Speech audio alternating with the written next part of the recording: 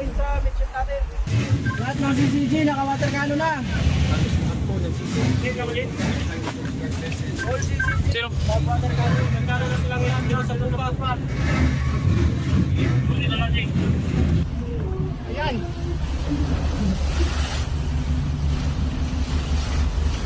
Sinagyang bangkay.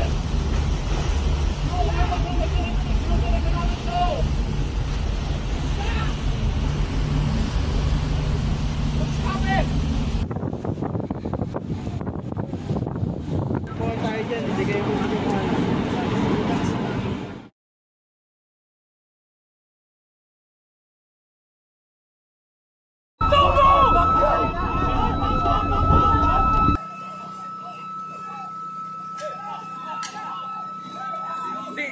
Ngày 19 tháng 6, Bộ Ngoại giao Philippines lên án các hành động của Trung Quốc là bất hợp pháp và hung hăng trong vụ va chạm với tàu hải cảnh Trung Quốc gần bãi Cỏ Mây ngày 17 tháng 6, khiến một thủy thủ Philippines mất ngón tay.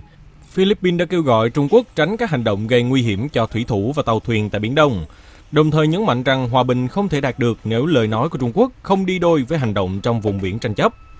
Bắc Kinh cho rằng Manila hành động không chuyên nghiệp. Philippines cáo buộc tàu hải cảnh Trung Quốc cố tình đâm tàu Philippines cản trở nhiệm vụ tiếp tế. Trung Quốc phủ nhận cho rằng tàu Philippines cố tình tiếp cận không chuyên nghiệp, buộc họ phải kiểm tra tàu và cưỡng chế trục xuất. Quan chức quân sự Philippines cho biết hải cảnh Trung Quốc mang dao, giáo, cướp vũ khí và cố tình đâm thủng tàu Philippines. Tổng tư lệnh quân đội Philippines Romeo Browner chỉ trích Trung Quốc can thiệp và phá hủy tàu Philippines như cướp biển. Bộ Ngoại giao Trung Quốc khẳng định hải cảnh của họ chỉ thực thi pháp luật để ngăn đánh bắt trái phép và không trực tiếp đối phó thủy thủ Philippines. Trung Quốc cáo buộc Philippines vận chuyển vật liệu xây dựng và vũ khí đến bãi Cỏ Mây.